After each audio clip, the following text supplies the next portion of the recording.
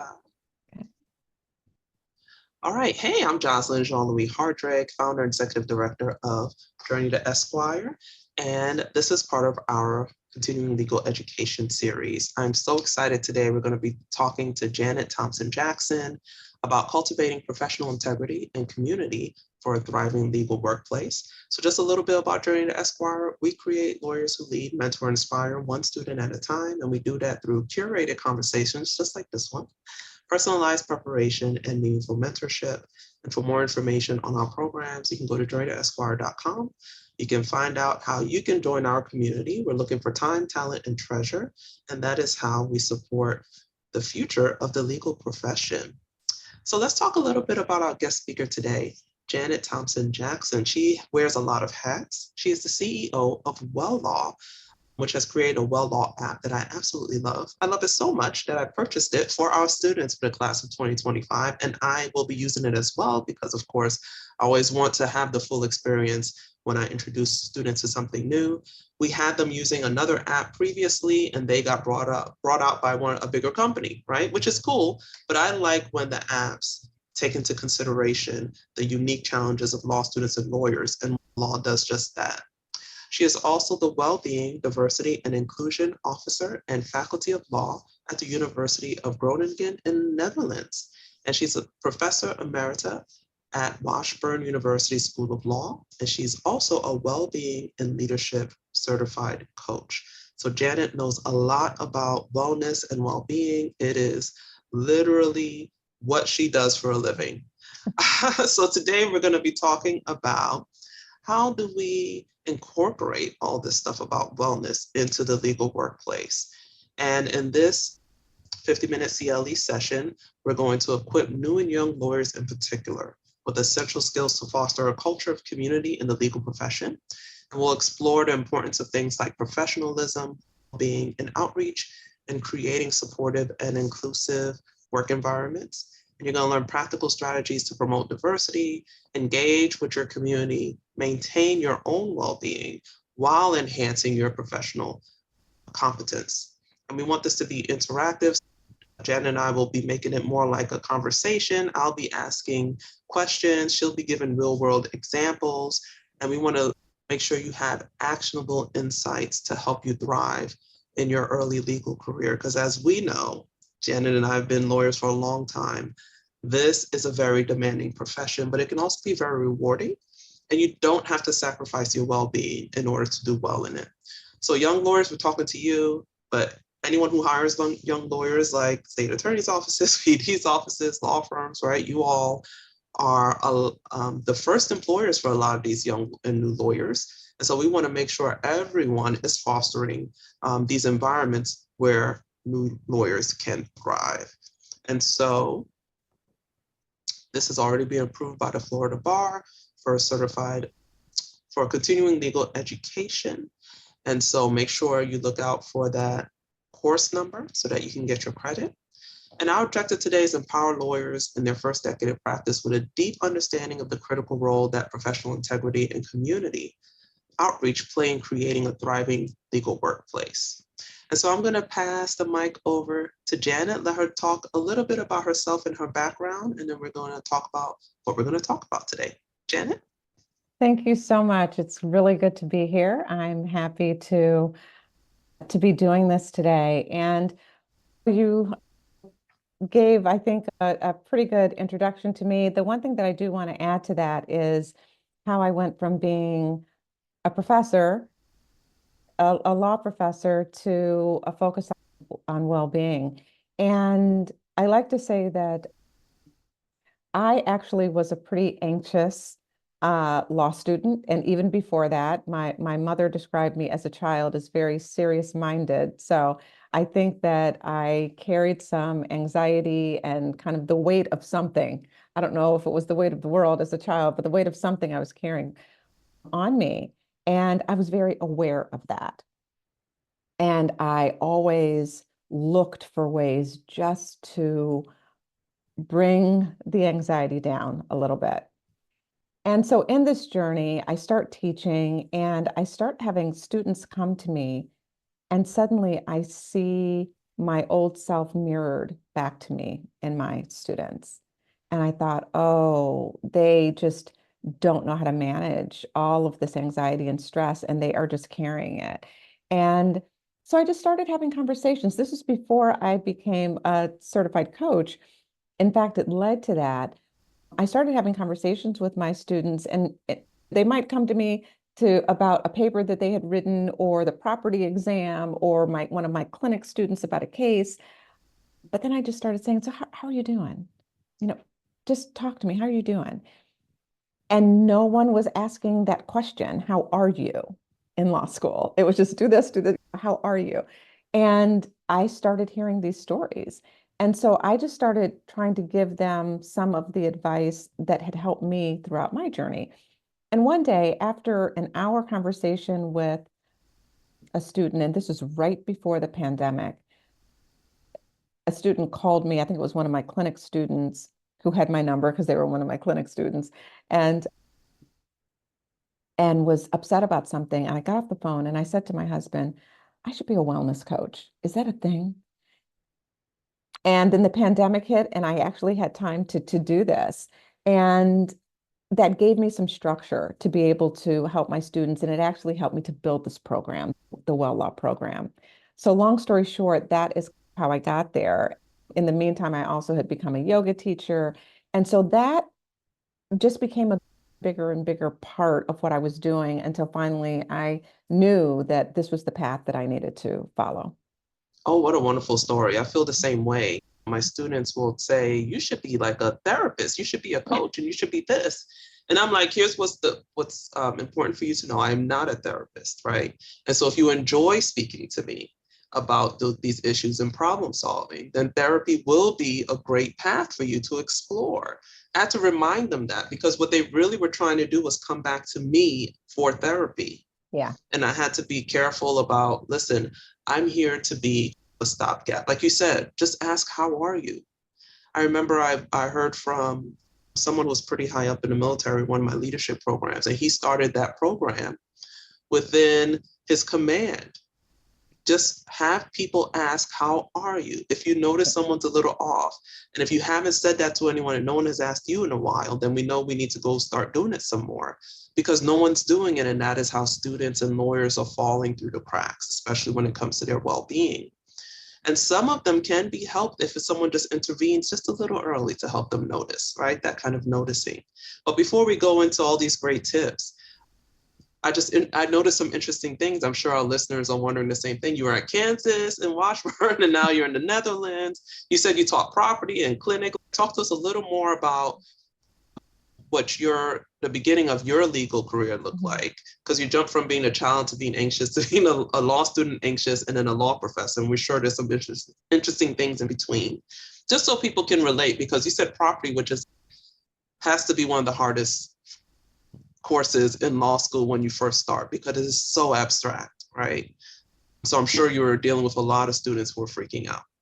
Yeah, absolutely. And so I started my legal career after law school. I practiced law for 6 years, civil litigation, and first with a very large firm in Pittsburgh, Pennsylvania, and then with a smaller communications firm in Washington, D.C.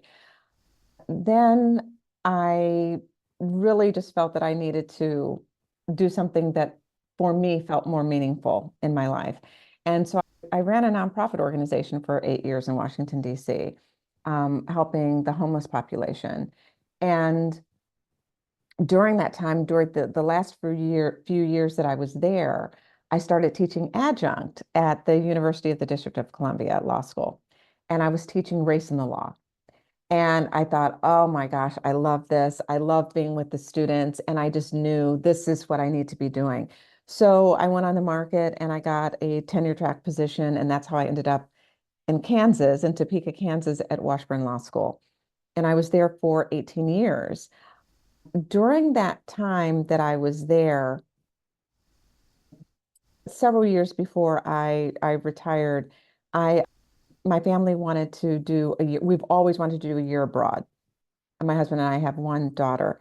And so we came to the Netherlands for that year. I had taught a summer program in the Netherlands before, years before, so I was familiar with the country. So I was a guest professor at the University of Groningen here. And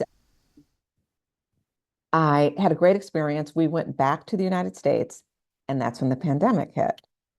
And our daughter said she started high school pretty much in her bedroom. She started in the school, and then it was on her screen. And after 2 years of that, she said, I really want to go back to the Netherlands and finish high school with my friends there. And I had the opportunity to be able to teach remotely. At the time, I was leading an externship program, a novel program that Washburn started called Third Year Anywhere. And so the students could be placed in with legal employment any place in the country, indeed, any place in the world. And I was their teacher for their seminar and their faculty supervisor. And I was the liaison with their work supervisor. So I was doing this work, and I was clearly able to do that anywhere because I had students from Seattle, Washington to Florida. And and I was also teaching clinics, still teaching my clinic course. And I decided, since basically, long story short, my daughter decided she wanted to stay here and go to university here, I thought I really need to stop the two full-time jobs. And so I retired from Washburn after 18 years and received emeritus status. And because of the work that I was doing here as a guest professor, they asked me to fill this position of Wellbeing, Diversity, and Inclusion Officer because I was giving so many presentations on this, and they really were committed to it on this faculty. And on a part-time basis, I do work here, and the rest of my time is with my Well Law program and my other coaching program outside of the law in the United States. That's a great background. And I love that you've done civil litigation, which is what most lawyers do, right? Mhm. So when you're giving these tips, it's not coming from an academic point of view, it's coming from Right. your lived experience. That's That's really absolutely right. important. Yeah, because a lot of people who haven't had this experience, what's the big deal? They don't get it. They don't get billable hours and the amount of anxiety that is weaved into it. They don't get lawyers who are basically your supervisor because they've lasted, but they don't learn supervisory skills. So now that creates more stress.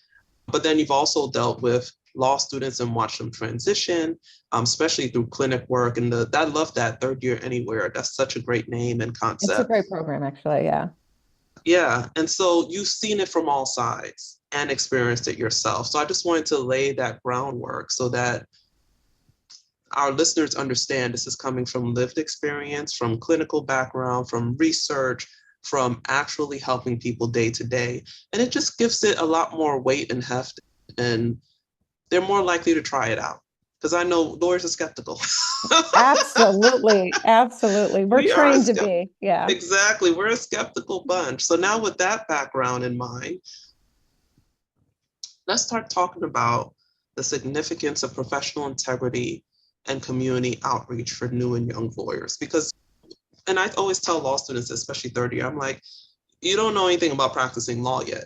You know how to think like a lawyer, write like a lawyer, speak like a lawyer, but you don't actually know how to practice law yet. And they're always shocked or offended. It's okay, you'll find out in your first year. But then they're so focused on trying to figure out how to practice law, they forget this other stuff here. So what is the relevance of all this to our practice? I like to start with even the preamble to the rules of professional conduct. And the preamble actually touches on professional integrity and says, a lawyer's conduct should conform to the requirements of the law, both in professional service to clients and in the lawyer's business and personal affairs. So it's not just how I conduct myself at work, it's how I conduct myself personally. And even though they don't use the words personal integrity, that really is what we're talking about. So the underpinning, the foundation, underpinning and foundation of the rules of professional conduct, that is our guidebook, that's what we're mandated to follow, starts with this idea, this concept of professional and personal integrity.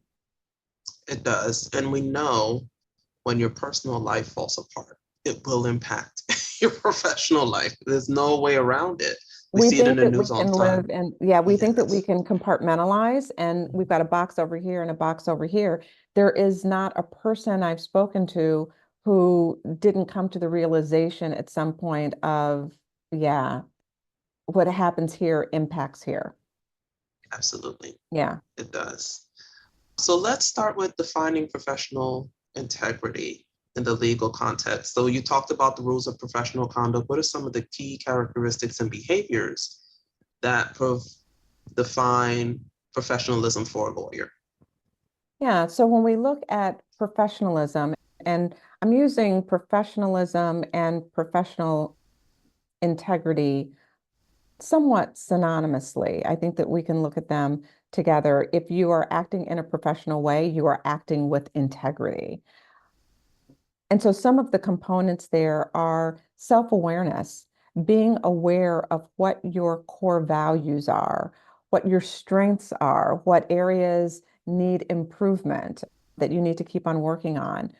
Your personal characteristics. Am I an extrovert? Am I an introvert, an ambivert? What are my communication styles? Having a self-awareness of who you are, how you show up in the world, and what you have to bring to the world is really important. And I think that's the first key is let's be self-aware. Another characteristic is using competence and good judgment or being competent and using good judgment. In other words, knowing when I am not competent to handle something. And that obviously goes directly to the rules of professional conduct and competence. And but having an awareness around I'm in over my head.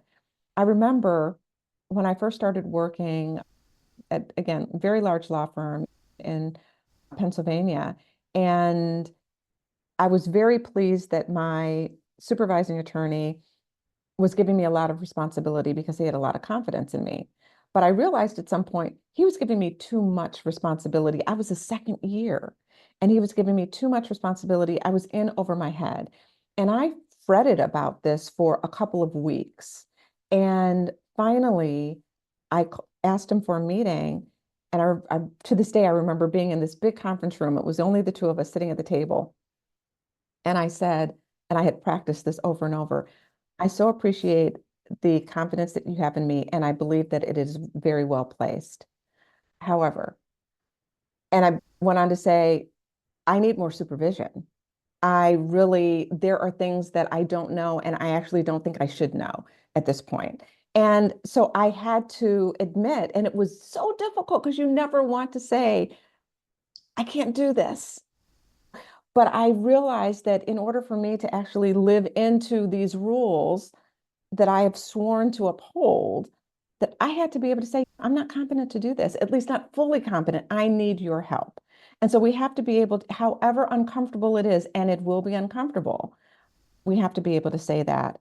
Another one is effective communication skills. We are mandated to communicate with our client and to other people in the legal process, but there's nothing about the skills to communicate. It's not something that comes naturally to some people. And so we need to be able to effectively communicate and have a sense of what our communication style is and be able to adapt Yes, appropriately. adapting is very essential. I was in a talk recently at a conference, and I can't remember her name right now, but there was a woman who talked about, especially for this generation coming up, they're so used to text messaging and social media that they don't even write full sentences. Forget punctuation, full sentences. And it's not effective in the legal setting, Yeah. not to your supervisors, not to your clients. And so, like you said, not only is it not doesn't come naturally to some people for whatever reason, maybe your upbringing or what have you, but generationally, Yeah. if you're not accustomed to writing full sentences and complete thoughts when you are communicating with someone, you're going to have to practice doing it. I had some young people who I mentor, just like you, right? The students call me on my phone and when they're having trouble or a tough time about non-academic things, they'll send me a text message. And when someone had just sent me screenshots, that was the text message. And I said, I said, what are you communicating? And then so they sent me a video of the screenshots. I said, I still don't, what are you trying to communicate to me? And they're like, oh, I was giving you an update on this thing I'm working on. I'm like, you need to use actual words. And I had to tell them that. And I'm thinking, I didn't think I'd have to tell someone they have to use actual words. But that is how young people, and they're not that young. This person's probably in their early 30s, right? Okay. And so I just wanted to highlight that point. We have to be mindful. These 20-year-olds graduating from college, 20 somethings coming out of law school, they're going to big law firms like where you are and where I was. And they got to understand your supervisor does not communicate that way. So Yeah. when we're talking about effective communication, not only do you have to do it, you have to recognize that you don't have the skills and you need to ask, how do you want me to communicate with you? So Yeah. that it's clear and Absolutely. concise. Yeah, so that's a good point. Yeah. And tied to that, another characteristic is interpersonal relationship skills. A talk that I'm going to be giving soon at a law school actually has to do with healthy boundaries and relationships because administrators are saying to me, I don't know what happened, and maybe this is a kind of a layover from COVID, but the ability for people to have healthy relationships and to set healthy boundaries is just disappeared. That is when we talk about professionalism and professional integrity, we have to set boundaries. And I always say we don't set boundaries to control other people's behavior. We set boundaries to protect ourselves and to manage our own behavior and to be able to say, this is what's important and to prioritize our time and our availability. So that is another one. Trustworthiness. We talked about adaptability in the sense of being able to communicate and using good judgment. So adaptability is really important for a lawyer and for professionalism. And I do find that with adaptability, that is a characteristic and maybe a skill that I think has not been focused on with the generations coming into law school. I think that there's this, I want to know how to do it. Give me the formula. and Absolutely. and then I'll be okay. It's give me Yes. something to hold on to. Yeah. And it's getting comfortable with this gray space and having to adapt to different situations. So that's important. The willingness to continue to learn is really a part of, it's also a part of professionalism. We have to not be in the mindset, not be in a fixed mindset of this is the way we do it, and I know everything I need to know, but to have a growth mindset. Good time management. That is a key characteristic of professionalism. And it is something that a lot of people just have not really cultivated yet, is good time management skills. And then the one that I think people have, that I work with people when I coach people most on, is the ability to manage the competing priorities of work and personal life.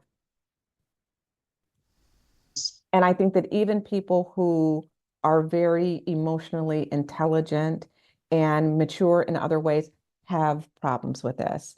It is just, it's so easy to get sucked in to work and to not know how to get off of the treadmill. So I Yeah. think that is something that people really struggle with. And then the last thing that I will mention is something that we don't always see, but I believe needs to be a characteristic and should be is compassion.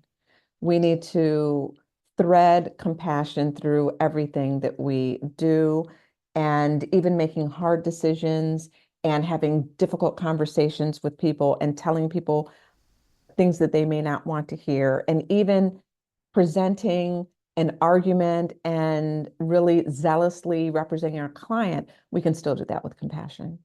Absolutely. Yeah. I have stories for each one of those things you just said. So I don't want to go too much off because we still have some other things about how we're going to create culture and how we do Yes. outreach. Because we don't want to just talk about what does this look like. We want to show you how to create it. Mhm. The compassion is so important. And one thing I do as a professor is I share personal stories about how I incorporated compassion into my work. Because when I was at the big law firm, I was doing collections and debt and bankruptcy and representing the creditors. And so I told my students I hated doing that work because a lot of those people were people like my mom. She was a single mom doing the best that she could. She couldn't pay all the bills despite working all the overtime. She had 4 kids. She was suddenly a single mom. And there were too many things out of her control. So she did the best that she could. And so I decided that if I was going to do this work, I must do it with compassion. I would not judge the other people. I would speak of them highly. I would always give them the benefit of the doubt and not judge them as some of my colleagues did. They're like, well, they didn't want to be there. They should have paid their bills. And it would make me cringe. And I'm just like, choose your battles.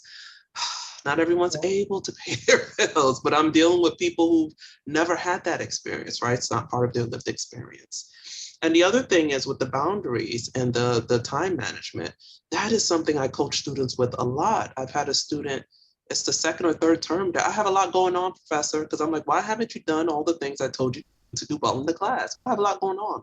Law school is supposed to be what you have going on. So I need you to take a hard look at whatever else is going on. If it's not like your faith and your family and your physical and mental health, it needs to get off your agenda.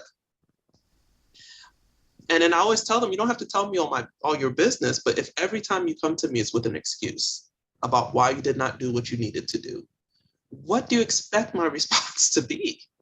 And I think it's like you said, they're expecting, oh, poor you. Yeah. And I'm like, that you can't be a lawyer doing that because and my question to them is always, what are you going to do when you're practicing law and you have these deadlines and you have to be in court and you have to file motions and things? The judge is not going to care about what accommodations you have in law school, what your physical and mental health is going to be. I have seen some really tough motions where people are basically begging the court for extensions and things like that, and they're putting it all underlined in their medical records, and the answer was no.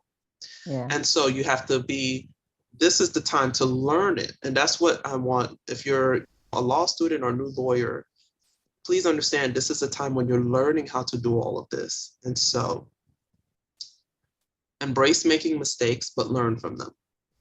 Because like you said, that was very brave of you, a second-year attorney, to go to your partner and say that? Yeah. Oh, trust me, I can't tell you how many times I practiced it. I was on the phone with my mother. I'm saying, okay, this is what I'm going to say. Yeah. But I knew there was something, I think that I was so afraid of messing something up. And I thought, oh my gosh, I don't want to be responsible for the firm getting sued for malpractice or something because I've done something that I didn't even know. And so I thought I have to do this or I have to quit. Wow. Yeah. And I thought, well, I'm not going to quit. So I'm going to have this conversation. And he actually really respected it. He really did. He was like, oh, okay, thank you. All right, let's get you some help. Yeah. And then that's what I was saying earlier, because when I say that when you're in big law firms in particular, the managing attorneys, we're not trained to manage other people. They just have been there the longest. And then people think I'm insulting them. I'm not. Anyone who's worked at a big law firm knows they don't train people on how to manage people. They just give you a bunch of work. And then you're just trying to offload the work. And if somebody's taking it, you're happy because now you can actually focus on your work. So it's not that I'm saying these people are being mean or purposely trying to sabotage you. Everyone's just so busy that they can't like circle back and actually supervise and manage. And some people are really good at that. And I've had people I've worked with who are great about that. But a lot of times they aren't. And then so you need to be aware when that's happening. And then decide, how am I going to maintain my professional integrity? Because one thing I was always told, and I always tell students, that is your license. I don't care who you work for. I don't care what judge you're in front of, what court you're in. It's your license and you have to maintain it or they will take it away from you. And so what does all this have to do with well-being? What is the connection between professional integrity and lawyer well-being? Yeah, a lot. And so when you are living and working in integrity, it promotes your well-being. Think about that. When you're doing something in your life, in your work life, in your personal life, that's just not in alignment, it just feels wrong. inside. It feels like I'm making decisions that are really going against what I believe in or what I know is right, or something's going on at the firm or in your workplace and it's a little shady and it just doesn't feel good. And you're in it. Maybe you're not in a decision-making place, but it just doesn't feel good. What does that do? That causes stress. That causes stress, that causes anxiety. It causes inner conflict. And those things, and this is science, can make us ill. So it affects our overall well-being from our emotional, mental health to our physical health. When I was 26 years old, I started practicing law at 25. At 26, I had an ulcer. And it was from all of the stress that I was carrying that I just didn't know how to manage. And so it ended up as a physical condition. And so when we do the opposite, when we're living in integrity, when we're living that out, it actually promotes our well-being. When we're living in alignment with what our values are, it reduces our stress. And so do we always do that? Do we even choose to always do that? Not necessarily. I can make a decision that is out of alignment and know that I'm doing that. And my feeling is, and I'll give you an example of something that happens to me all the time. I know that I am my best self when I get to bed at a certain time. And there are many nights that I am clicking on that next episode on Netflix, or even picking up my book or watching a YouTube video or doing something that is not getting me to bed on time. And I know it. I know it. I'm very aware of it. I always say, if you make a decision that's out of alignment, but you're making it with intention and you're willing to deal with the consequences of that, then yeah, then do it. Then make that decision. Sometimes we eat the ice cream. Sometimes we eat the chocolate cake, even though we're supposed to be keeping our carbs low because we're, for whatever medical reason. Sometimes we do things that are not in exact alignment with what we have said we want to do and how we want to show up. If you can do that with intention and be willing to deal with the consequences, then okay. But I would say the majority of the time, I'm trying to live in alignment with what I say my core values are and how I say I want to show up in the world. And what that does is that it helps me to maintain my mental health, my emotional health, my physical health. Yeah, that's so true. And I love that you're a certified coach so people can hire you to show them how to do it. Because I hired a coach for self-care and everyone's like, you hired a self-care coach? I'm like, yes, because I know it intellectually. And like you said earlier, I might have high emotional intelligence, but we have these huge blind spots sometimes. And we just need someone to guide us in making the decisions and figuring out how we're aligned. And sometimes we've been doing something so long, we're doing it out of habit. Exactly. And we need somebody to show us you're doing this out of habit. That's not what you actually want. Let's peel that layer away, see what you actually want, create these new habits. And the coach is great for helping you to do Yes. just that. So now that's a great transition into how do we create a culture of community. So we come into our workplaces, we don't have control. Like you said, boundaries are about controlling my behavior, my standards, not other people, because we can't control other people. We can't control our environments all the time. So what are some strategies for fostering supportive and inclusive work culture as the employee? And then we'll talk about the role of leadership in Yeah. helping to create that. I first want to, before we get into the strategies, I want to talk about some of the statistics because I want to set the landscape for why this is so important to create a culture of wellness in the workplace. And these are recent statistics. 71% of lawyers reported in the survey anxiety. Almost 40% reported depression in the last 12 months before the survey. 50% or more reported a sense of failure, self-doubt, and decreased satisfaction or a sense of accomplishment. 60% reported physical or mental overwhelm, exhaustion, or trouble concentrating. A third reported feeling helpless, trapped, detached, or alone in the world. Over 30% said that they had a mental health issue.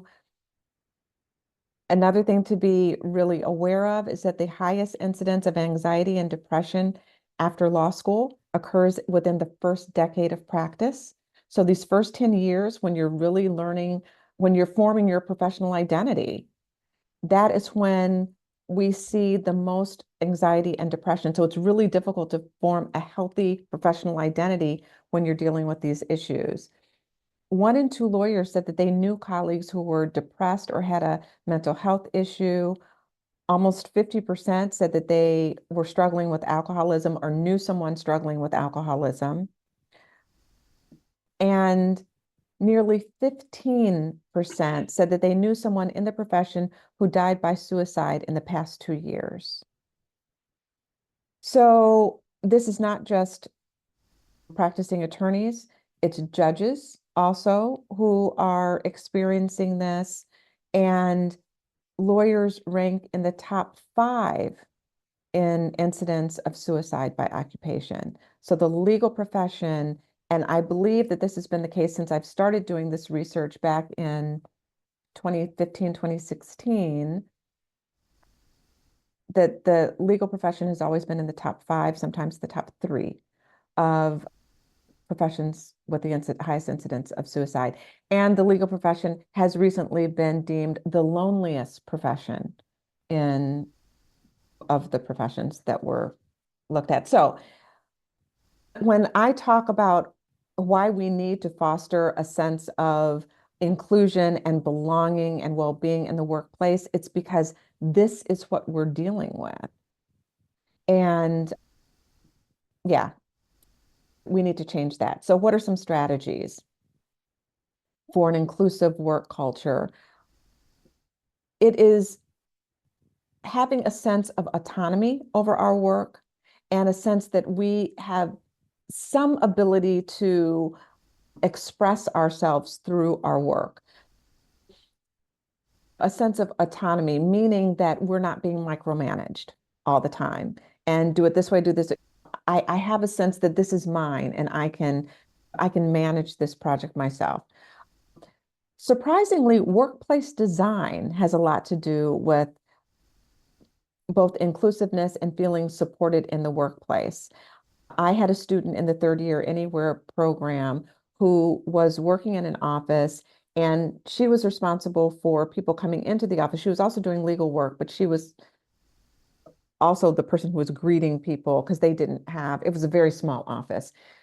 And the problem was that her back was facing the open doors of the other attorneys. And I ended up talking to her supervisor at work, who I said, can you just shift her desk so that she can still see people coming in the door, but she also doesn't have her back to everyone else who is things like it was causing her so much anxiety because she felt very alone. And it was a little thing. That's low-hanging fruit, as we say. But it made a big difference in her mental well-being and feeling like she was a part of the office. So workplace design, physical safety, of course. When we have an environment that's more collaborative than competitive, that is going to foster this inclusive workspace. And that is not necessarily the norm for the legal environment. Not at Starting in all. law Yeah. school, very competitive and all of that. And I talk a lot about the difference in mental health between collaboration and competitiveness. And we can still produce really good lawyers and still teach them how to be collaborators. And employers really want collaboration, especially when you're doing transactional work. I, in my clinic, was a transactional clinic. And I taught my students, one, you need to know how to communicate with people all over the world. If you're doing transactional work, you don't know what kind of situations you're going to be in. And so being able to really collaborate, methods of communication, make a big difference. And I'm not talking about your communication skills, all that comes into it, but if we're only communicating via email instead of getting up, if you're in a physical workspace, I must admit, sometimes I'm guilty. There's somebody down the hall and I'll send them an email. We foster an inclusive environment when we actually come face to face with people. So taking that extra 5 minutes and walking down the hall and sticking your head in someone's office if they're free, making a phone call sometimes instead of an email or a text message. So how we're communicating. Flexibilities in hours and scheduling. That's one thing that really came out of COVID, where employees were saying, I need more flexibility in how I'm working. Equitable practices, empowering language and terminology, meaning if someone is asking for particular pronouns, use the pronouns. And that's just one example. Psychological safety at work, and I do a whole talk on psychological safety at work. Trust, inclusiveness and belonging, co-worker and manager interest and care. So a lot of people say, I just feel better at my workplace when someone demonstrates that they care about what I'm doing.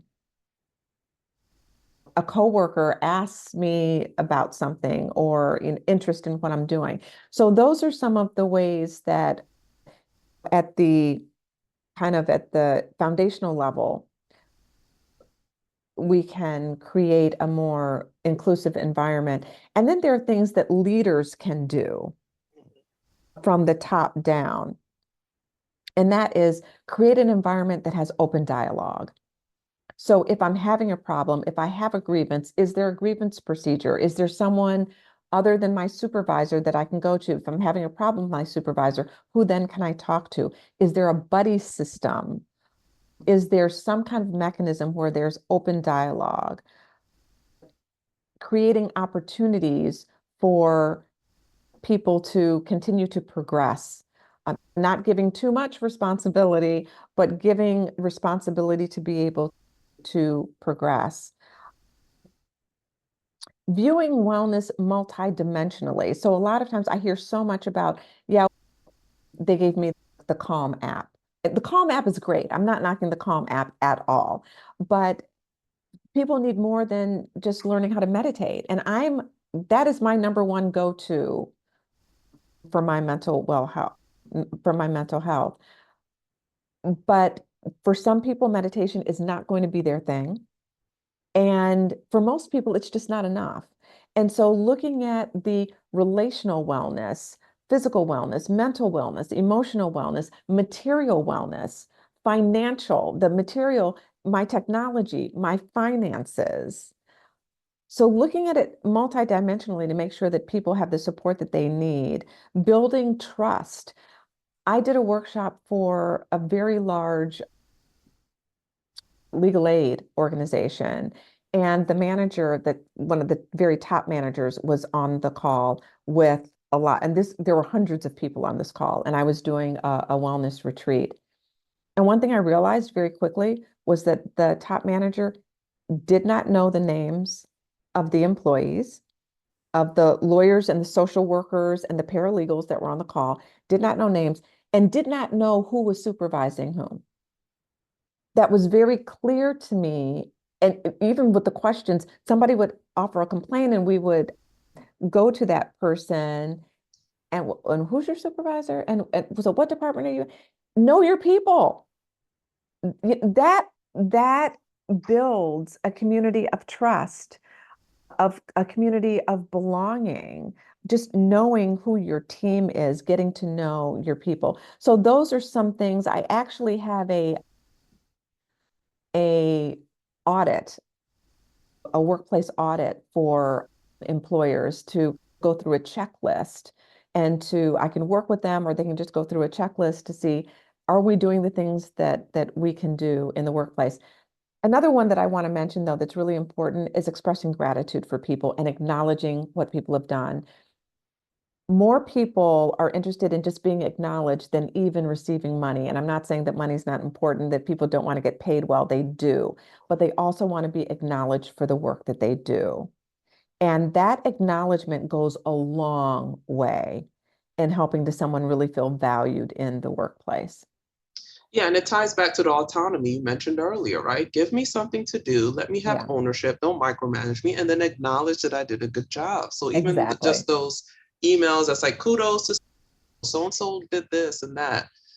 And then one thing I'd like to mention, because I did it recently through Journey to Esquire, we were here as we had two big hurricanes in the Tampa Bay area. Yes. And then I had a medical injury that's clearing up now, but I fell behind on some of the obligations I had promised the students. So I just sent them an email, and the email subject said transparency time. Being Mm, transparent as a leader goes a long way because they feel like, oh, yeah, they go through stuff too. It's like a reminder, but then it's also, I've known I've fallen short. I'm owning up, and I will make it up to you. And when organizations do recognize they've fallen short, if they're transparent about that, that will go a long way in creating community because people feel like you're being honest with them. And yeah, so, and it's not just it's transparency, absolutely, but it's also willing to be vulnerable.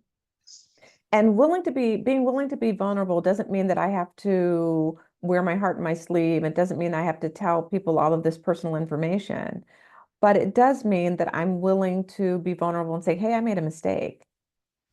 I got this wrong this time. And letting other people also learn from the mistakes that we make and how we handle that, how we respond to those mistakes.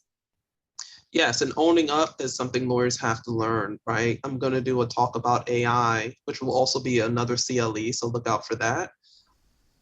And there's that famous case of the lawyer who used AI and got in trouble. But the key to that case was not that the lawyer used AI, is that they lied about Yeah. it. And then Yes. they lied about that to cover up another kind of thing they were not being transparent about. Right. That is the real issue. And if you mess up or like me fall short because things happen out of your control, the quicker you own up, the more compassion, like we said earlier, people will have for you, and then they will rally together to help you out, right? And as And lawyers, you're we have to do modeling. that. You're Yes, modeling. modeling Mhm. what they then should be doing later in their career. Yeah. Yes, yes, because that's what I always tell students, just do what you said you're going to do. The minute you know you can't do it anymore, own up to that. That gives the other person who's waiting on it an opportunity to figure out what they need to do. Do they Yeah. need to scrap the project altogether? Do I need to take it over? Because a lot of times I have to take it over and now I have to drop everything I'm doing. And so we're not mindful of that when we're caught up in our own stuff. But as a lawyer, you have to become mindful because that can cost you your license. And so now Absolutely. for the tail end, because we've talked about some practical tools and resources, I'm sure you'll have some additional ones to offer them. And of course, we'll have some information that goes with this video. Let's talk about outreach and community engagement, because sometimes you're in that workplace and you're just not getting it. Like I was getting some at my firm, but I realized, okay, I had to go outside of the firm to get the specific type of support and mentoring that I needed.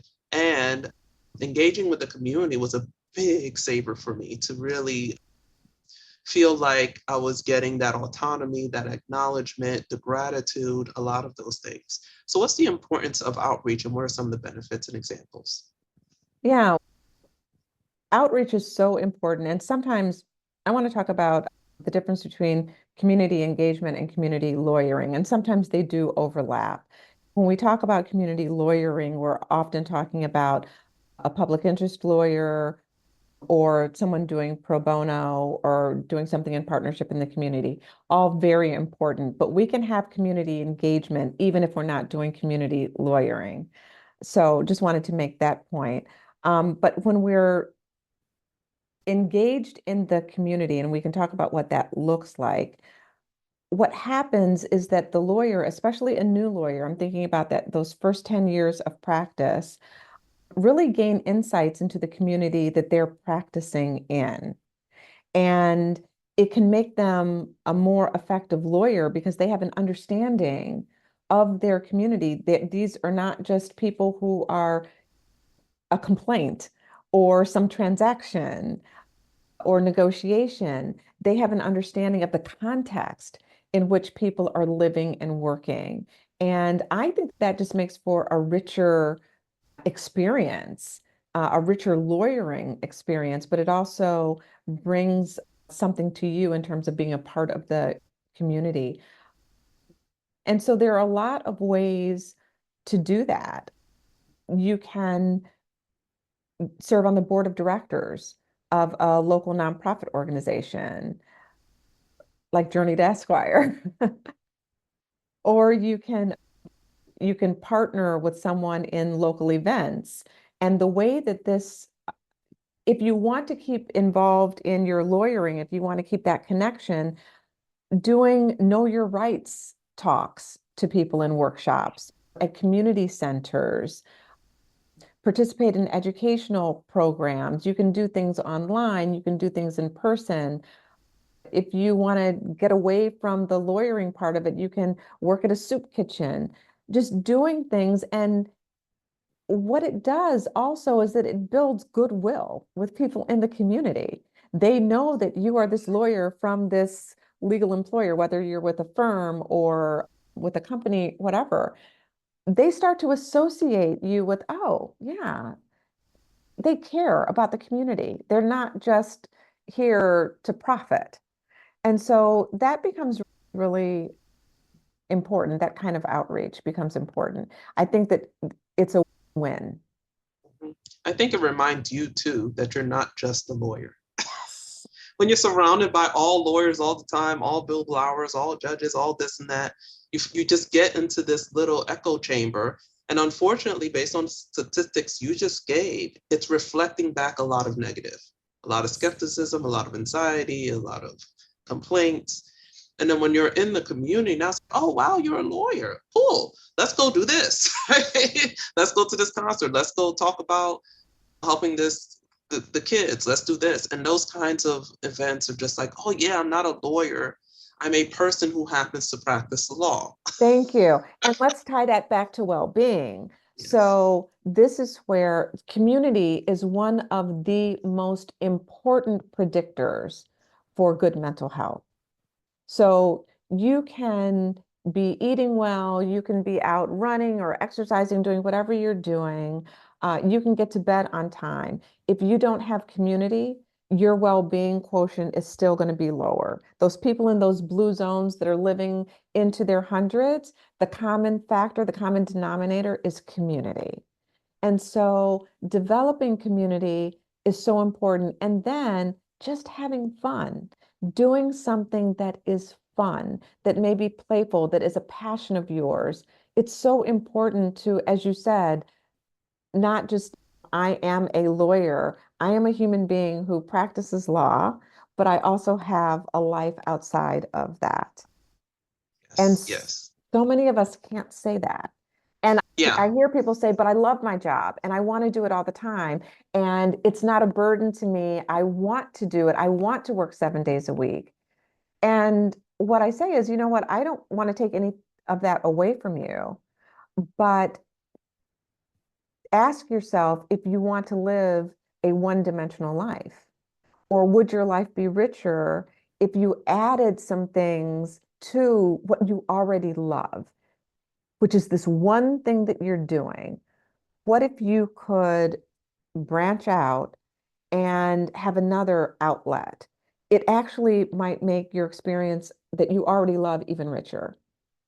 Yes. And unfortunately, for a lot of people, that's really a trauma response. It's not a true Yeah. response. Yeah, It's trauma. I This idea I agree. have to work in order to earn my worth. And a question I would ask them is, if you didn't have to work for a living, would you still do that? Hmm. Their answer would probably be no. Then it's not because of love, right? Yeah. If they didn't pay you, would you still show up? And I remember when I was young, people would say that, and I'm like, why would I show up if they didn't pay me? And then here I am doing Journey to Esquire for free. I don't get paid to do There you people. go. Yeah. Yeah, and people are like, wait, you don't earn a salary? I'm like, no, we're a very tiny nonprofit. One day I hope that we can pay an executive director. But I really do this because I love it. I pour all these hours and money because I believe in it and the work that we do. And as we become a place that can hire someone, I don't take a salary right now. But I'm like, that's a living example of work that I am doing, even though I'm not getting paid. And that's how you know you enjoy it. And Another benefit, there are professional benefits to the community outreach, because one thing I know when I talk to lawyers, they're like, oh, I'm going for this judge. I don't know them. I'm going here. I don't know what to expect. I'm like, oh, I know that judge. You do this, that, and the other. But if you go to these events, you will see the judge outside of the courtroom. It will be less scary. You'll get to know their personality, and you'll get to know lawyers who can predict how that judge will respond. And I'll tell them, oh, they'll say this, that, and the other. They're like, how'd you know? I'm like, I know them. I've been in their courtroom. I know their law clerks. There is actual information and professional benefit to being engaged, especially with the bar associations. And we're not saying you have to go to everything all the time, all right? You pick one thing, like you said, just one hobby, one layer, one thing to get engaged in.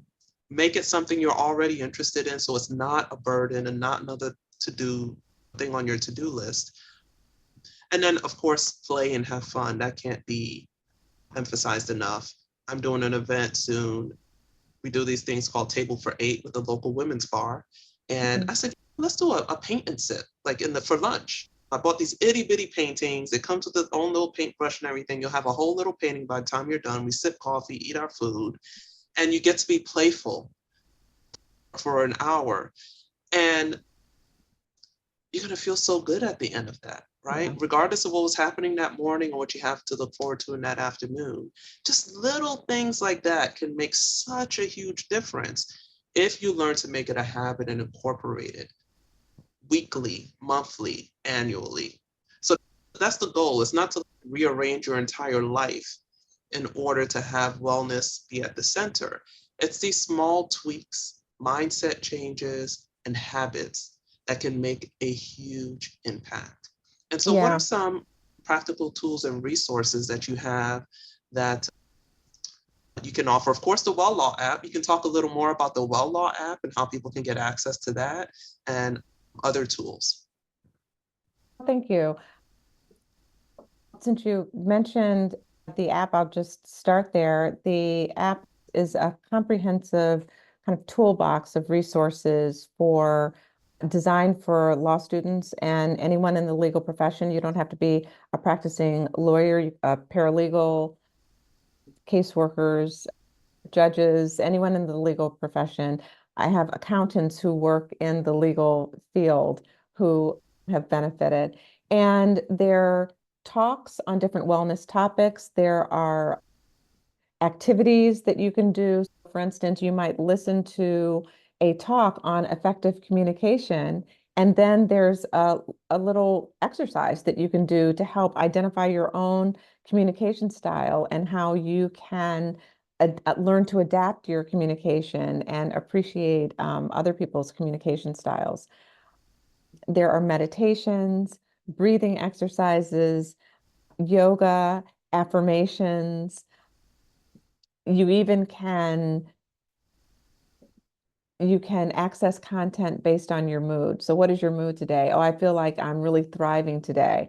And you click on that, and there is content that is geared toward thriving. Or maybe you're struggling. Maybe you're really struggling that day. And you click on that, and there's a video, 3 quick tips to manage overwhelm, a meditation on self-compassion, and things like that. And so there's content that's meant to reach you in a lot of different ways.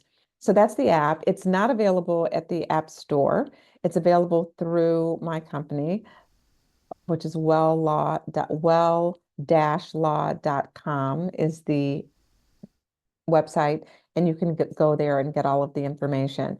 But the other thing is, even if you don't use an app or anything like that, cultivating some type of self-care, I don't even want to call it a regimen, some self-care practices in your life. That does not have to mean that you're sitting there in meditation.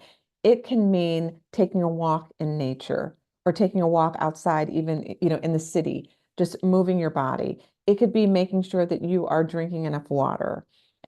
It can be instead of going to bed at midnight or 1 o'clock in the morning, making an effort to get to bed at 11 o'clock at night or something like that, to make sure that you're getting 7 to 8 hours. It's uncontrovertible. There are so many studies that most adults need 7 to 8 hours. You are the rare person if you need something outside of that. And one thing that I teach my students is to, before you have an exam, before you give a presentation, simply take a moment, center yourself. This takes seconds, and pay attention to your breath. You don't even have to close your eyes. You can just stare at something and bring your attention to your breath and just feel yourself for just 3 full breaths in and out. Feel your breath going in and out of your body. And what you'll notice is by 15 seconds later, somehow your heart rate is just a little bit slower. You've calmed down a little bit because for those seconds, you have brought yourself into the present moment. We don't breathe in the future. We don't breathe in the past. We breathe in the present moment. And even seconds of being in the present moment has a cumulative effect for us. And so journaling is a practice that some people really resonate with. So find what works for you and incorporate that into your day, into your week, into your life, so that you have an outlet that's actually promoting good health for you and well-being. Yeah, those are really great tips. I literally was talking to a student last week. They were about to do one of their oral arguments for their trial advocacy course. And they're like, oh my God, and it was online. And she said something about my feet hurt. I got to change my shoes. I said, ma'am, why did you wear heels?